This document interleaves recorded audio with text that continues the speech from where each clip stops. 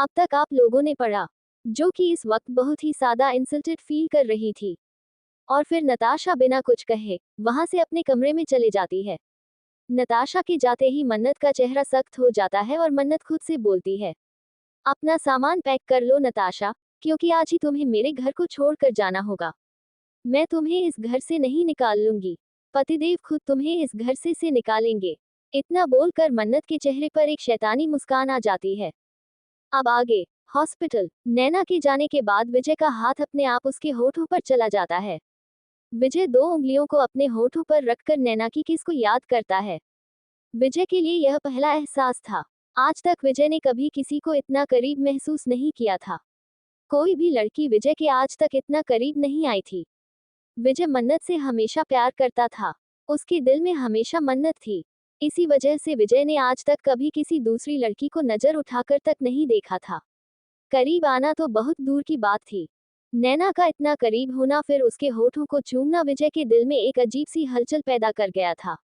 अब विजय को ये तो पता था कि नैना उसे पसंद करती है, यहाँ तक कि शायद उससे प्यार करने लगी है।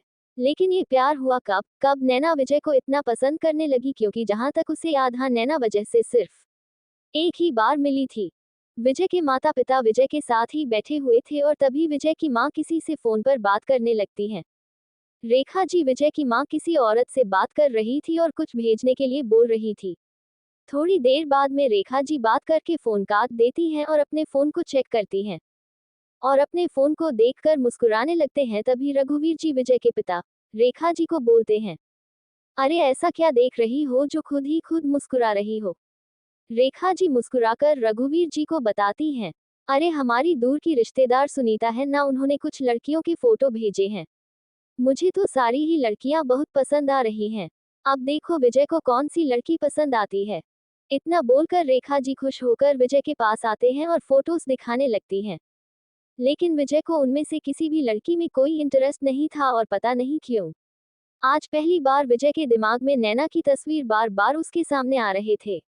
नैना के साथ बिताए गए रात में पल विजय के दिमाग में घूम रहे थे। विजय अपनी माँ की बात को इग्नोर करते हुए अपनी माँ से कहता है, माँ ये डॉक्टर नैना, उन्होंने ही मेरी जान बचाई थी ना, वही मुझे हॉस्पिटल लेकर आई थी, सर्जरी भी उन्होंने ही की थी, आपने बताया था ना। रेखा जी, हाँ वही तुम्हें हॉस्पिटल लेकर आई थी, हमें ये बात एक नर्स ने बताई थी। विजय अपने चेहरे पर एक शरारती मुस्कान लाकर बोलता है, तू माँ डॉक्टर नैना कैसी रहेगी शादी के लिए। रेखा जी खुश होकर बोलती हैं, और एक डॉक्टर नैना तो बहुत ही प्यारी बच्ची है और सुंदर भी बहुत है, मुझे तो बहुत ही पसंद है। लेकिन विजय, लेकिन क्या माँ। रेखा जी थोड़ा उदास होकर बोलती हैं, लेकिन नैना प्रेम सिंघानिया की बहन है और प्रेम सिंघानिया मन्नत का पति है और तुम मन्नत से। और फिर प्रेम सिंघानिया बहुत ही बड़े लोग हैं, वो कहाँ अपनी बहन का रिश्ता हमसे करेंगे। और फिर प्रेम ने भी तो मन्नत से शादी सिर्फ अपने दादाजी के कहने पर ही की थी, और प्रेम के दादाजी और मन्नत के दादाजी बचपन के दोस्त थे, इसीलिए प्रेम के दादाजी ने मन्नत से प्रेम की शादी कराई थी। लेकिन हमारा तो ऐसा कोई भी रिश्ता उनसे नहीं है, तो फिर वो क्यों अपने घर की बेटी की शादी हमारे घर में करेंगे। रेखा जी की बात सुनकर विजय भी सोच में पड़ जाता है, लेकिन अभी भी उसके दिल और दिमाग में एक अलग सी कश्मकश चल रही थी, नैना को लेकर, जिसे विजय अभी सही से समझ नहीं पा रहा था। मन्नत विला। दोपहर का समय था, प्रेम अपने ऑफिस जा चुका था। नताशा और प्रणव अपने कमरे में थे और जैकी अपने कमरे में नैना को पटाने की तिगड़म लगा रहा था। नताशा अपने लैपटॉप पर काम कर रही थी और प्रणव अपने फोन में गेम खेल रहा था, और तभी नताशा अपने लैपटॉप को साइड में रखकर प्रणव को देखती है और फिर कुछ सोचकर प्रणव के पास आती है और प्रणव को बोलती है, प्रणव तुम ही नहीं लगता कि अब हमारी शादी हो चुकी है और कल को हमारे बच्चे भी होंगे, तो तुम्हें भी प्रेम सर की तरह काम करना चाहिए, उनका बिजनेस ज्वाइन करना चाहिए और उनके बिजनेस में हाथ बढ़ाना चाहिए। प्रणव बेफिक्री से बोलता है, मुझे काम करने की क्या जरूरत है, आखिर इतनी सारी प्रॉपर्टी के अकेले प्रेम भैया तो मालिक नहीं है ना, मैं भी इस प्रॉपर्टी का हिस्सेदार हूँ, और जब मेरे पास इतनी सारी प्रॉपर्टी है तो मैं भला काम क्यों करूँ। और रही बात बिजनेस की, तो प्रेम भैया अपना बिजनेस बहुत अच्छे से संभाल लेते हैं, उन्हें मेरी जरूरत नहीं है। और तभी शोभा जी भी कमरे में आते हुए बोलती हैं, बिल्कुल सही कह रहा है मेरा बेटा, उसे काम करने की क्या जरूरत है जब उसके पास इतनी सारी प्रॉपर्टी है। और रही बात बिजनेस को संभालने की, तो प्रेम है ना बिजनेस को संभालने के लिए। आखिर वो इस घर का बड़ा बेटा है और बड़े बेटे के होते हुए छोटे बेटे को काम करने की क्या जरूरत है। नताशा शोभा जी और प्रणव के विचार सुनकर अपने मन में बोलती है, यहाँ तो एक से बढ़कर एक घटिया लोग रहते हैं। बेटा एक नंबर का कामचोर, आलसी और दूसरों की मेहनत पर मजे करने वाला है, और दूसरी तरफ उसकी माँ उसके हर काम में बढ़ावा देने वाली उन्हीं औरतों में से है जिनके लिए उनका बेटा उनकी जान होता है। बेटा चाहे कितना भी गलत क्यों ना कर ले, लेकिन माँ उसे हमेशा मेरा लाल बोलकर अपने पल्लू में छुपा लेती है और जिंदगी भर अपने पल्लू से बांध कर रखती है। और नताशा इस बार बिल्कुल सही थी। शोभा जी बिल्कुल उन्हीं औरतों में से थी जिनके लिए उनके बेटे को अगर खरोच भी आ जाए तो उनकी जान निकल जाती है, जिनके लिए उनका बेटा उनकी जान से बढ़कर होता है, जो अपने बेटे को धूप में निकलने से भी डर जाती है कि कहीं मेरे बेटा धूप में जल ना जाए। नताशा अपनी सोच में थी कि शोभा जी नताशा को बोलती है, नताशा बेटा अब तुम्हें जल्द से जल्द इस घर का वारिस इस घर को देना होगा। मन्नत की शादी को 5 साल हो चुके हैं, लेकिन अभी तक मन्नत और प्रेम का कोई बच्चा नहीं है, और मैं चाहती हूँ कि उनकी बच्चा से पहले तुम्हारा बच्चा इस घर में आ जाए। शोभा जी की बात सुनकर नताशा अपने मन में बोलती है, इस गधे का बच्चा और मैं पैदा करूं? बिल्कुल भी नहीं, कभी नहीं। मैं पागल नहीं हूँ जो इस गधे का बच्चा पैदा करूं। कहते हैं जरूरत से ज्यादा मीठा होना भी अच्छा नहीं होता, और मिठास चाहे रिश्ते में भी जरूरत से ज्यादा हो जाए तो समझ जाना कि रिश्ते में कीड़े पड़ने वाले हैं, क्योंकि कीड़े हमेशा मिठाई में ही पड़ते हैं, नमक में नहीं। अब देखना है कि मन्नत अपनी गृहस्थी को कैसे संभालती है। नैना अपने कमरे में बैठकर अपने लैपटॉप पर कुछ काम कर रही थी, तभी मन्नत उसके कमरे में आती है। नैना को लैपटॉप पर काम करता हुआ देखकर मन्नत नैना को बोलती है, अरे तुम जाग रही हो, मुझे तो लगा तुम सो रही होगी। रात में तुम्हारी नाइट ड्यूटी रहती है तो दिन में तुम्हें आराम करना चाहिए ना, वरना तुम्हारी तबीयत खराब हो जाएगी। मन्नत को देखकर नैना बोलती है, अरे भाभी आप दरवाजे पर क्यों खड़ी हो, अंदर आइए ना। मन्नत भी मुस्कुराकर अंदर आ जाती है और नैना के पास आकर बैठ जाती है। तुम्हें आराम करना चाहिए, तुम रात में भी जाओगी और दिन में भी जाओगी तो तबीयत खराब हो जाएगी ना।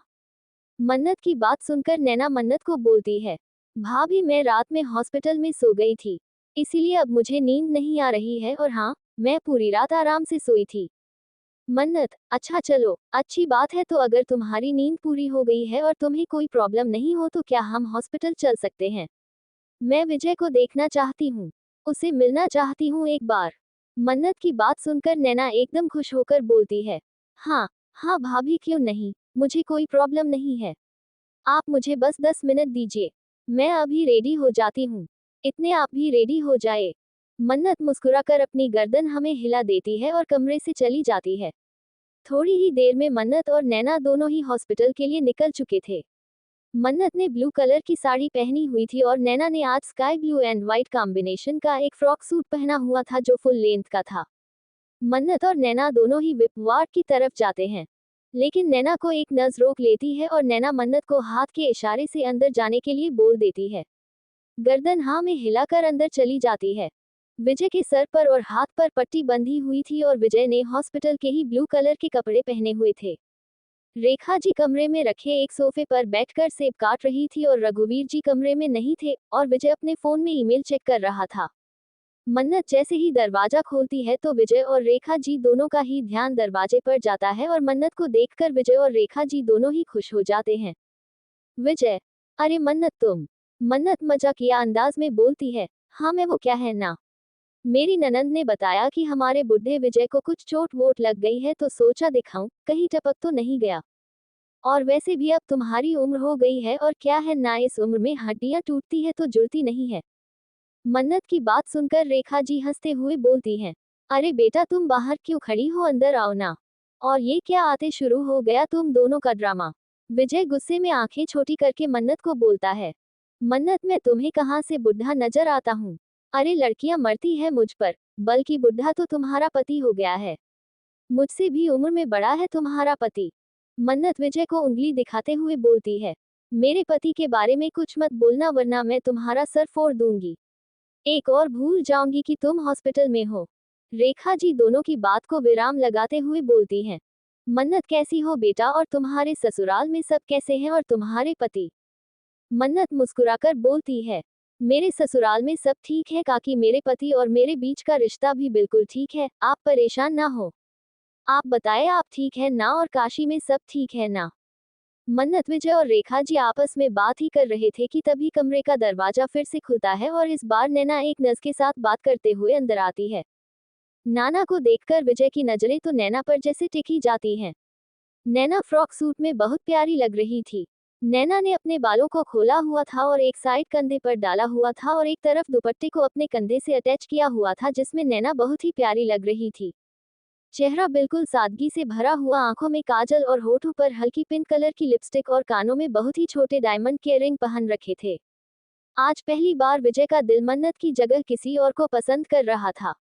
अब हमारी नैना को तो पता नहीं था कि जो भी रात में खूबसूरत पल नैना ने विजय के साथ बिताए थे, विजय को वह सारे पल याद है, क्योंकि विजय सो नहीं रहा था। इसीलिए नैना बिना किसी झिझक के साथ कमरे में अंदर आई थी और मुस्कुराकर नैना विजय को बोलती है, हेलो मिस्टर विजय, कैसे हैं आप। और विजय बस बेख्याली में अपनी गर्दन नैना को देखते हुए हाँ में हिला देता है। मिस्टर विजय, आप काफी हद तक रिकवर हो गए हैं, बस सर की और हाथ ही पट्टे भी 1-2 दिनों में हट जाएंगी, इसीलिए आप चाहे तो डिस्चार्ज ले सकते हैं। मैं आपको डिस्चार्ज की परमिशन देती हूँ। रेखा जी खुश होकर बोलती हैं, चलो अच्छी बात है, अब ना तुम मुंबई में नहीं रखोगे, तुम पहले सीधा काशी चलोगे हमारे साथ और वहीं पर हम तुम्हारी देखभाल करेंगे। जब तुम ठीक हो जाओ तब तुम अपना प्रोजेक्ट करने के लिए मुंबई आ जाना। लेकिन अभी मैं तुम्हारी एक नहीं सुनूंगी, तुम्हें हमारे साथ काशी चलना होगा। नैना ने अपनी उदासी को छुपाकर बोल तो दिया था कि विजय डिस्चार्ज ले सकता है, लेकिन उसकी उदासी काशी जाने के नाम पर चेहरे पर झलक आई थी। लेकिन नैना अब कर भी क्या सकती थी। विजय गौर से नैना का चेहरा देख रहा था और नैना के चेहरे पर आई उदासी विजय की आंखों से छुप नहीं पाई थी, जिसे देखकर विजय के चेहरे पर ना दिखने वाली हल्की सी स्माइल आ गई थी। लेकिन तभी नैना कुछ सोचते हुए बोलती है, नहीं, ये मुझसे दूर नहीं जा सकते। नैना को रिलायंस होता है कि अभी अभी नैना ने जल्दबाजी में क्या बोल दिया, इसीलिए नैना अपनी बात को सही करते हुए कहती है, वो मैं इनकी डॉक्टर हूँ ना, तो इसीलिए ये मुझसे अभी दूर नहीं जा सकते, क्योंकि इन्हें हर 2 दिन में मुझसे आकर चेकअप कराना होगा। मुझे देखना होगा कि ये सही से रिकवर हो रहे हैं या नहीं। हॉस्पिटल से जा सकते हैं लेकिन मुंबई से नहीं जा सकते। तभी रेखा जी थोड़ा परेशान होकर बोलती हैं, लेकिन बेटा अगर विजय यहाँ मुंबई में रहेगा तो इसकी देखभाल कौन करेगा, क्योंकि मुझे और इसके पापा को काशी जाना होगा। हमारी फसल की कटने का समय है और अगर फसल कटने में देरी हो गई तो फसल बर्बाद हो जाएगी। इसीलिए ही तो हम विजय को अपने साथ काशी वापस लेकर जाना चाहते हैं, क्योंकि काशी में हम विजय की देखभाल भी कर पाएंगे और अपनी फसल पर भी ध्यान दे पाएंगे। तभी मन्नत कुछ सोचकर बोलती है, कोई बात नहीं काकी, आप काशी चले जाए, विजय जब तक ठीक नहीं हो जाते, विजय का ख्याल हम रखेंगे। और जब तक विजय ठीक नहीं हो जाते तब तक विजय हमारे घर पर हमारे साथ रहेंगे। मन्नत की बात सुनकर विजय हल्का सा हंसकर बोलता है, तुम्हारे घर पर सीरियसली, तुम्हारा पति अगर मुझे तुम्हारे घर पर देखेगा ना तो जल बुनकर राख हो जाएगा। वैसे भी तुम्हारे पति का और मेरा 36 का आंकड़ा है। तुम्हारा पति मुझे बिल्कुल पसंद नहीं करता और तुम्हें लगता है कि तुम्हारा पति मुझे अपने घर में रहने देगा। विजय की बात सुनकर मन्नत भी तेज में आकर बोलती है, उन्हें मैं संभाल लूंगी, तुम्हें ज्यादा दिमाग लगाने की जरूरत नहीं है, समझे तो। और वैसे भी तुम्हारा और मेरे पति का 36 का आंकड़ा बना कब। विजय हंसते हुए, बस बन गया, तुम नहीं समझोगे। और अगर तुम अपने पति को संभाल सकती हो तो मिलाओ फोन और करूं बात अभी सबके सामने। विजय की बात सुनकर मन्नत थोड़ा सा शकपका जाती है, क्योंकि प्रेम तो पहले से ही अपने घर में इतने सारे लोग होने की वजह से गुस्से में था और अब विजय को भी अपने घर में ले जाने पर पता नहीं प्रेम का क्या रिएक्शन होगा। इसीलिए मन्नत फोन करते हुए थोड़ा डर रही थी। लेकिन विजय ने अब मन्नत को फंसा दिया था, तो अब मन्नत को ना चाहते हुए भी नकली मुस्कान अपने चेहरे पर लाकर फोन प्रेम को मिलाने लगती है। अभी फोन रिंग हो ही रहा था तो विजय मन्नत को बोलता है, हम एक काम करो, फोन को स्पीकर पर डालो, हम भी तो सुने हैं तुम्हारा पति क्या बोलेगा। विजय का प्रेम के बारे में इस तरह से बोलना नैना को अच्छा नहीं लग रहा था। नैना चाहती थी कि विजय घर पर आए रहने के लिए, लेकिन अपने भाई का हमेशा ही उसे बर्दाश्त नहीं था। मन्नत फोन को स्पीकर पर डाल देती है और 2-3 रिंग के बाद भी प्रेम फोन उठा लेता है। प्रेम, क्या हुआ वाइफी, इतनी जल्दी याद आने लगी मेरी, लगता है रात का रोमांस कम रह गया। प्रेम तो बस मन्नत को परेशान करने के लिए बोल रहा था, उसे नहीं पता था उसकी बातें सभी लोग सुन रहे हैं। प्रेम की बातें सुनकर सभी तो थोड़ा अजीब लगता है और सभी एक दूसरे को इग्नोर करने के लिए इधर उधर देखने लगते हैं। और प्रेम की बातों से मन्नत तो सबके सामने शर्म से पानी पानी हो गई थी। मन्नत जल्दी से फोन को स्पीकर से हटाकर अपने कान पर रख लेती है। मन्नत थोड़ा झिझकते हुए बोलती है। वह दरअसल 3 दिन पहले विजय का एक्सीडेंट हो गया था और विजय हॉस्पिटल में है। अब उसे डिस्चार्ज मिल रहा है, लेकिन उसे डॉक्टर से कंसल्ट करने के लिए हर दूसरे दिन हॉस्पिटल आना होगा। विजय हर दूसरे दिन काशी से मुंबई नहीं आ सकता, तो क्या हम विजय को अपने घर पर ले जा सकते हैं, क्योंकि यहाँ पर विजय का ख्याल रखने के लिए कोई नहीं है। तो अगर आपको कोई प्रॉब्लम ना हो तो क्या मुझे तो हम अपने घर ले आए। प्रेम मन्नत की बात सुनकर एक पल के लिए खामोश हो जाता है और मन्नत इस बात से थोड़ा डर जाती है कि शायद प्रेम को गुस्सा आ गया है। लेकिन तभी प्रेम सॉफ्ट आवाज में मन्नत को बोलता है, वाइफी अब तुम्हारा दोस्त है तो मैं मना कैसे कर सकता हूँ, जो तुम्हें ठीक लगे वो तुम करो, मुझे कोई प्रॉब्लम नहीं है।